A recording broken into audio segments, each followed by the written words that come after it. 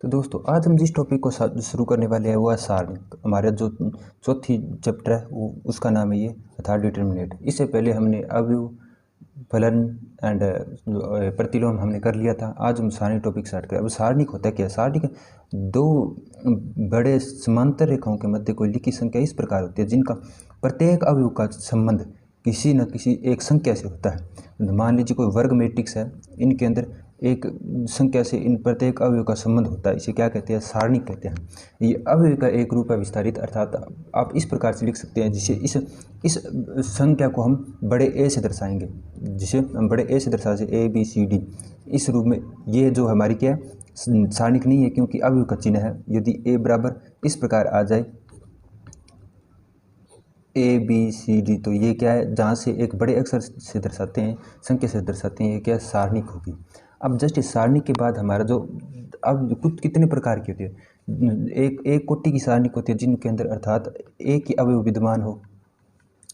एक दो कोटि की सारणिक होती है, द्वितीय कोटि की सारणिक अर्थात इसमें 2 गुणा 2 4 अवयव विद्यमान होने चाहिए, जैसे कि A11 A12 A21 A22। ये यहाँ पर क्या है कि अवयवों की स्थिति और पंक्ति और स्तंभों की संख्या बताई है। एक 3 कोटि की भी सारणिक होती है। इस प्रकार हम सारणिक को लिख सकते हैं। 3x3 कोटि की सारणिक होती है। 3x3 कोटि की सारणिक के अंदर जैसे A11 A12 A13 A22 A21 A22 A23 A31 A32 A33, इस प्रकार ये तीसरी कोटि की भी सारणिक होती है। अब हमें बात आती है इनके चरण। प्रथम जो हमारा होता है वो प्लस का होता है, सेकंड माइनस का, और थर्ड किसका होता है? हमारा प्लस का होता है। ये हमारे जो क्या है सारणी का। अब सारणी का मान निकालने की तकनीक आपको बताऊंगा। जैसे कि मान लीजिए A11 का मान निकालना हो, तो A11 का मान निकालने के लिए हमें सर्वप्रथम क्या करना होता है? A11 को मान निकालने पर इस पंक्ति, इसकी सीध वाली पंक्ति और सीध वाले स्तंभ को छोड़ना होता है, और ये जो अंदर अवयव बचते हैं A21 A23 A32 और A33, इन अवयवों को क्या करते हैं? हम गुणा करते हैं, और इसके बाद हम क्या है कि इसका मान निकालते हैं। अब A11 के लिए हमारा जो -1 का चिन्ह होगा, पर यहाँ पर क्या है? एक इसकी कितनी है?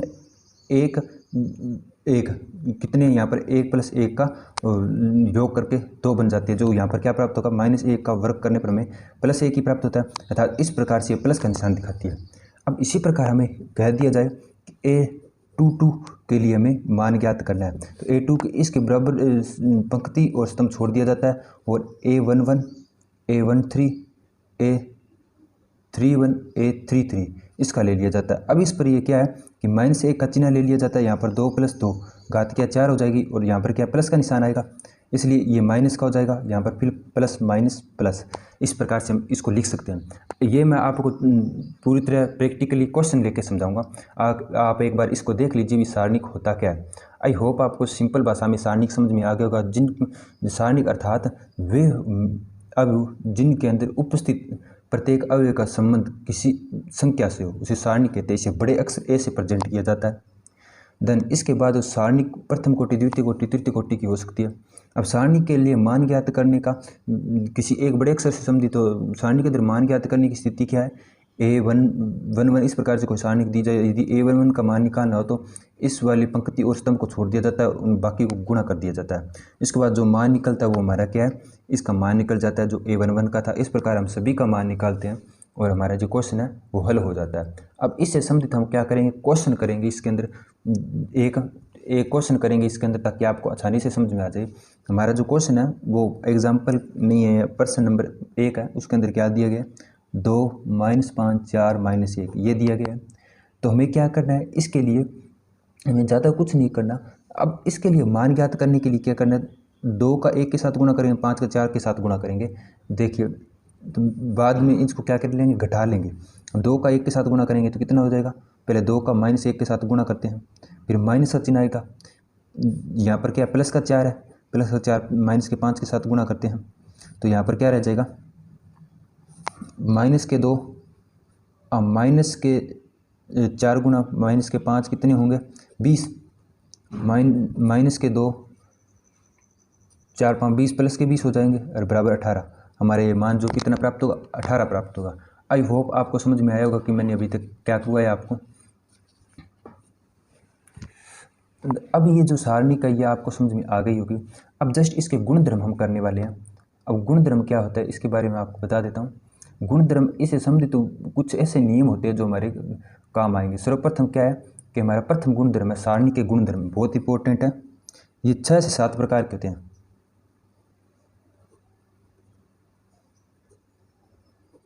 अब ये 6 से 7 प्रकार के होते हैं। अब गुणधर्म नंबर 1 है, उसके बारे में हम बात कर लेते हैं। गुणधर्म नंबर 1 है तो उसके अंदर हमें क्या दिया होगा। जैसे सर्वप्रथम इसके अंदर ज़्यादा कुछ नहीं है, इसके अंदर हमें पंक्ति और स्तंभों में परिवर्तन करने पर था। जैसे कोई पंक्ति है A2 A3 B1 B2 B3 C1 C2 C3, इनको पंक्ति को स्तंभों में चेंज करने पर इनके मान में कोई परिवर्तन नहीं आएगा। अर्थात A1 A2 A3 B1 B2 B3 C1 C2 C3, इनको पंक्तियों को स्तंभों में चेंज करने पर इनके मान में कोई फर्क नहीं आएगा। अर्थात अगर इनका इसका मान डेल से प्रदर्शित कर जाता है और इसका मान डेल से प्रदर्शित कर जाता है तो इनका मान सेम रहेगा, इनके मानों में कोई परिवर्तन नहीं आएगा। ये प्रथम गुणधर्म है। हमारा जो सेकंड गुणधर्म है वो इस प्रकार से है। सेकंड गुणधर्म देख लीजिए आप। सेकंड गुणधर्म में क्या दिया गया, मान दूसरा सेकंड गुणधर्म है, यदि किसी कोई सारणी का है उसकी पंक्ति को या स्तंभ को स्थान परिवर्तन कर दिया जाए, स्थान परिवर्तन कर दिया जाए यदि जैसे कि B1 B2 B3 ऊपर ले गए हम और A1 A2 A3 C1 C2 C3, इस प्रकार से हमने क्या बी वाली कंडीशन को ऊपर ले गए। तो इस स्थिति में इनका जो मान होगा, इनका जो मान हमें प्राप्त होगा उसके अंदर सिर्फ एक परिवर्तन होगा जो हमें माइनस के चिन्ह द्वारा दर्शाते हैं। आई जैसे कि मान लीजिए इसको डेल से प्रदर्शित करते हैं, इसको डेल डैश से प्रदर्शित करते हैं, तो डेल बराबर माइनस का डेल डैश होगा। अर्थात इसका जो मान प्राप्त होगा वही उसका होगा, पर चिन्ह किसका होगा, माइनस का होगा, क्योंकि यहाँ पर पंक्ति को एक स्थान से दूसरे स्थान पर परिवर्तन किया। और इस स्थिति के अंदर कन्फ्यूजन है हो जाना, यहाँ पर हमने क्या स्तंभ को पंक्ति और पंक्ति को स्तंभ चेंज किया और इस स्थान के अंदर हमने पंक्ति को एक स्थान से दूसरे स्थान के अंदर चेंज किया। प्रथम गुणधर्म में क्या कहते हैं कि पंक्ति को स्तंभ या स्तंभ को पंक्ति में चेंज करने पर हमारी जो सारणी का उसमें कोई परिवर्तन नहीं होता। सेकंड हमने क्या किया है, सेकंड हमने किया है कि जो पंक्ति को स्थान बदलने पर इनका चिन्ह बदल जाएगा। अच्छा प्लस किया तो माइनस का हो जाएगा और माइनस का जो मान प्राप्त हो रहा है तो वो प्लस का हो जाएगा। आई होप अभी तक आपको 2 गुणधर्म समझ में आ गए होंगे। अब हम जो तीसरा गुणधर्म करने वाले हैं वो देख लीजिए। तीसरे गुणधर्म के अंदर हमें क्या दिया गया, तीसरा गुणधर्म हमें दिया गया है जैसे कि मान लीजिए यदि कोई सारणी का, ये थर्ड गुणधर्म है, यदि कोई सारणी का यदि उस सारणी के अंदर समान पंक्ति या समान स्तंभ परिवर्तन कर दिया जाए। जैसे कि मान लीजिए कोई एक बार जैसे कि कोई सारणी दी गई, जैसे कि उसके अंदर यदि मतलब जिस प्रकार 3 2 3 1 2 2 2 3 3 3, अब ये जो हमें क्या दिया गया, पंक्ति या स्तंभ दिया गया है, तो इनका यदि इनको परस्पर परिवर्तन कर दिया जाए, अर्थात इनको स्थान बदल दिया जाए, क्योंकि यहाँ पर समान पंक्ति के अंदर सभी अवयव समान है, स्तंभ के अंदर भी सभी अवयव समान है। यदि इनको परस्पर परिवर्तन कर दिया जाए तो इनका मान में कोई परिवर्तन नहीं होगा और इनका मान शून्य प्राप्त होगा। आप आई होप आपको समझ में आया होगा। जैसे इसके लिए मान शून्य प्राप्त होगा, जहाँ पर ये 3 2 6 -6 प्राप्त हो रहे हैं, क्योंकि इसका गुणा इसके साथ, फिर इसके लिए ज्ञात करते हैं 2 6 -9 और इसके लिए ज्ञात करते हैं 3 4 -6, तो ये हमें क्या प्राप्त होगा, इनका सब को हल करने पर हमें 0 प्राप्त होगा। अर्थात किसी स्तंभ या अवयव के अंदर समान अवयव हो, किसी पंक्ति स्तंभ के अंदर समान अवयव हो, तो उनको परस्पर परिवर्तन करने पर इनके मान में कोई परिवर्तन नहीं होगा, ये शून्य ही, इनका मान मुख्यतः शून्य प्राप्त होगा। इसे डेल से प्रदर्शित करेंगे और इसके बराबर अर्थात शून्य प्राप्त होगा। चौथा तो हमारा गुणधर्म है वो आप देख लीजिए, फोर्थ नियम है, उसके अनुसार कुछ अलग नहीं है। जैसे कि मान लीजिए किसी अवयव के साथ हम यदि किसी सारणी किसी एक पंक्ति के प्रत्येक अवयव को एक अचर के से गुणा करते हैं तो उसका मान के से गुणांक के रूप में प्रदर्शित करेंगे। मान लीजिए कोई पंक्ति हमें दी गई A1 A2 A3 B1 B2 B3 C1 C2 C3 इस प्रकार से दी गई है। अब इसको k से गुणा करने पर, इसको k से गुणा करने पर किसी पंक्ति स्तंभ को k से गुणा करते हैं, जैसे हम प्रथम पंक्ति को होते हैं A1 K A2 K A3, तो यहाँ पर बाकी सब सेम है, तो इनको हम क्या लिख सकते हैं, इनके गुणांक के रूप में k बार लिख सकते हैं A1 A2 A3 B1 B2 B3 C1 C2 C3 के रूप में लिख सकते हैं और इनका जो मान होगा वो हमें सेम प्राप्त होगा, अर्थात इनके मान में कोई परिवर्तन नहीं होगा। इनका मान हमें क्या प्राप्त होगा, जैसा ही प्राप्त होगा जैसा पहला हो रहा था। ये यदि इसके के गुणांक के रूप में लिखा जाए तो। अब ध्यान रखना, आई होप आपको 4th नंबर गुणधर्म समझ में आ गया। अब 5वां देख लेते हैं। 5वें के अंदर में क्या दिया गया, कुछ अलग नहीं है, वैसे ही है जैसे पहले वाला था। इसके अंदर क्या है कि जहाँ पर हम उसको गुणा करे थे, यदि किसी पंक्ति स्तंभ के प्रत्येक अवयव के साथ हम किसी अवयव को जोड़ दिया जाए। अब देख लीजिए, आपको बता रहा हूँ, ये पंक्ति है, ये है क्या है हमारा सारणी का, इसके प्रत्येक अवयव के साथ या पंक्ति स्तंभ ले लेते हैं। जैसे इस बार हम दूसरी पंक्ति लेते हैं, उसके अंदर प्रत्येक अवयव के साथ किसी अवयव को जोड़ दिया जाए, किसी एक नियतांक अवयव को जोड़ दिया जाए, तो उसके प्राप्त जो हमारी जो सारणी होगी वो इस प्रकार से लिखी जा सकती है। A1 A2 A3 B1 B2 B3 C1 C2 C3। और दूसरी हमारी जो स्थिति है वो इस प्रकार लिखी जा सकती है। A1 A2 A3 लैम्डा, यहाँ पर 1 2 3 से हम दर्शा लेते हैं, लैम्डा K1 K2 K3 और C1 C2 C3 और बीच में प्लस का निशान, इस रूप में लिखी जा सकती है। 5वां गुणधर्म है। और इसका जो 6ठा गुणधर्म है वो इस प्रकार है। आई होप आपका 5वां गुणधर्म आसानी समझ आए। यदि किसी अवयव के प्लस में कोई संख्या दी जाए तो उन्हें 2 रूपों में तोड़कर लिख सकते हैं। आई होप आपको समझ में आ गया होगा। हमारा जो 6ठा गुणधर्म है उसके अंदर भी सेम स्थिति है। इसके अंदर क्या है कि जो हमने 5वां गुणधर्म किया था सेम वही कंडीशन है। यदि मान लीजिए कोई सारणी इस प्रकार है, A1 A2 A3 B1 B2 B3 C1 C2 C3, तो उस स्थिति के अंदर यदि इसके अंदर कोई कुछ सारणी इस प्रकार A1 plus K C1 A2 plus K C2 A3 plus K C3, तो यहाँ पर क्या है B1 B2 B3 C1 C2 C3। ये क्या है, 4th नंबर जो गुणधर्म है और 5th नंबर जो गुणधर्म है उनका कॉम्बिनेशन रूप है। इसको हम क्या लिख सकते हैं, A1 B1 C1 A2 B2 C2 A3 B3 C3 इसके रूप में लिख सकते हैं। प्लस K को हम बाहर लिख सकते हैं और ये C वाली स्थिति है इसको हम अंदर लिख सकते हैं। ये हमारा क्या है, जो हमारा दूसरा और तीसरा गुणधर्म है उसका कॉम्बिनेशन रूप है। आई होप आपको समझ में आया होगा ये किस प्रकार से होगा। ये जो 6 गुणधर्म है आपने देख लिए होंगे, ये इस प्रकार से होंगे। ये इन गुणधर्म में कुछ नया नहीं है, सभी ऐसे ही है, सिंपल से आपको इनको यूज होंगे हमारे 4.2 के अंदर, इसलिए याद कर लीजिए, मैंने आपको सर्वप्रथम इनको करा दिया। अब हम क्या करेंगे, अपने क्वेश्चनों पर शिफ्ट करेंगे। हमारा जो 4.1 प्रश्नावली है उसके ज़्यादा मुश्किल क्वेश्चन नहीं है, सर्वप्रथम उनको करते हैं। जैसे पहला क्वेश्चन हमें क्या दिया गया है, पहला क्वेश्चन हमने कर लिया है जो कि एक उदाहरण के रूप में आपको समझाया। इसका प्रश्न नंबर 2 देखिए, इनको क्या है गुणा ही करना है। Cos theta minus tan theta sine tan theta sine theta और कोस थीटा, ये पॉइंट नंबर 1 है। दूसरा पॉइंट आप कर लीजिएगा। पहले पॉइंट देखिए, इसके अंदर क्या लिख सकते हैं, कुछ नहीं करना, कोस का कोस के साथ गुणा करना है, साइन का साइन के साथ गुणा करना है। बीच में चिन्ह हमेशा माइनस का आएगा, पर अगर माइनस का, अब एक बार देख लीजिए, कोस थीटा का गुणा करते हैं कोस थीटा के साथ, अब चिन्ह हमेशा ही माइनस का आएगा। पर यहाँ पर क्या है, माइनस का साइन थीटा है, उसका गुणा किसके साथ हो रहा है, साइन थीटा के साथ।